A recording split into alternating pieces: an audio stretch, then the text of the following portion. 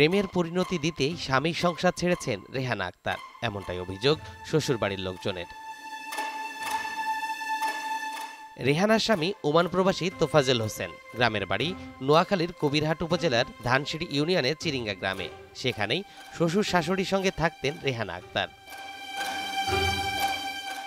রেহানার শ্বশুর শাশুড়ি জানান, গেল ২৭ আগস্ট কাউকে কিছু না জানিয়ে বাড়ি থেকে বের হয়ে যান রেহানা। এ সময় সাথে ৩.৫ ভরি স্বর্ণের গয়না এবং ২.৫ লাখ টাকা নগদ অর্থ নিয়ে গেছেন বলেও অভিযোগ করেন তারা। বিদেশ যাওয়ার পরে ছেলে বউ আমার সাথে কিছুদিন আসিল, থাকার পরে জুতা বাড়িঘর করে ছেলে যাইতে গড়দুয়ার দিয়ে গেছে। গড়দুয়ার দিয়ে সে বউ এখানে জুতা ইয়ে করতে থাকতো। জুতা থাকার পরে সে বিভিন্ন মোবাইলে কথাবার্তা বলতো, ফোনে কথাবার্তা বলতো। এগুলো আমরা দেখি, আমাদের চোখে একটু পড়ি। যখন আমরা একটু এটা নিয়ে কানাঘোষা করছি, তখন বোর বাবার বাড়িতে চলে গেছে।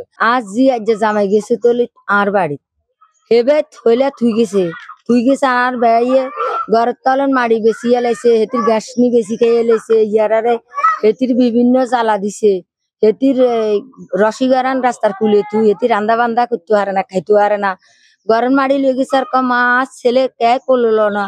রেহানা এর আগেও বিভিন্ন সময় বিভিন্ন অজুহাতে কয়েকদিনের জন্য উধাও হয়ে যেতেন। টিকটকে পরিচয় হওয়া কোনো এক ছেলের সঙ্গে তার পরকীয়া চলছিল বলেও অভিযোগ করেন শ্বশুরবাড়ির লোকজন। কিছুদিন ভালো চলছিল, তো পরে কি করেছে, মানে অনেকটা ভাইয়া যখন এই প্রবাসে গেছে তখন ও কি করছে, অন্য ছেলের সাথে কথা বলে। তো পরে এটা আমাদের ফ্যামিলির গত, এটা আমরা মানে তেমন কাউরে মানে জানায় না যে এটা আমাদের নিজেরই মান সম্মান যাবে বলে আমরা কাউকে মানে বিষয়টা জানেনি।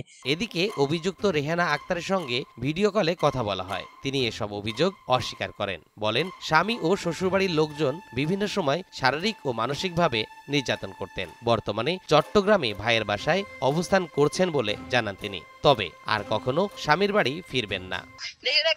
মারধর করছে, আমি মেলা সহ্য করছি। এখন বিদেশে যায় মোবাইলের মাধ্যমে যেভাবে তালাক দেয়, যেভাবে গালি দেয়, যেভাবে মার গালি করে, যেভাবে আমার গালি করে, অনেক অত্যাচার করে, এক সেকেন্ড শান্তিতে না। তাই আমি রাগ করে চলে আসছি, ছোট ভাইয়ের বাড়িতে আইছি।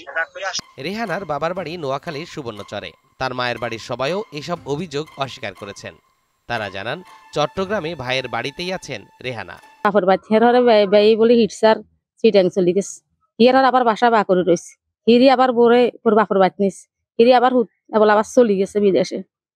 যাবার পরে অনগা বউ তো রয়েছে বোর বাপর বাড়ি, অনগা বউ কার লগে কথা কয়, নাতি আরে কয় দাদু গো দাদু, মায় বেড়েক গেল কথা কয়, বেড়ে কয় আমি গেলে বাপ বলাইতাম, আর আব্বু বিদেশ ন আর কিনলে বাপ বলাইতাম, আর তো বাপ আছে। তাই কোনটার বেড়ালো কথা কয়, আচ্ছা তুই বলাইছ আর কয় না বলাইতেন না, আর আব্বু হয়েছে বিদেশ। এক মিথ্যা, এটা আমার বোন আমার বের বাসা দিয়েছে, রাগ করি আম্মু আব্বুল বেদাল করছে, রাত বেদাল করি, সকাল দিন চলে যাইলো। আমার ভাই আছে, এখানে আছে। ২০১৯ সালে পারিবারিকভাবে নোয়াখালী সুবর্ণচর উপজেলার ওয়াবদা ইউনিয়নের চর অবদা ইউনিয়নের ফজর আলীর মেয়ে রেহানা আক্তারের সঙ্গে বিয়ে হয় কবিরহাট উপজেলার ধানসিঁড়ি ইউনিয়নের চিরিঙ্গা গ্রামের বেলাল হোসেনের ছেলে রাকিবের সঙ্গে। তাদের ঘরে এক ছেলে ও এক মেয়ে রয়েছে।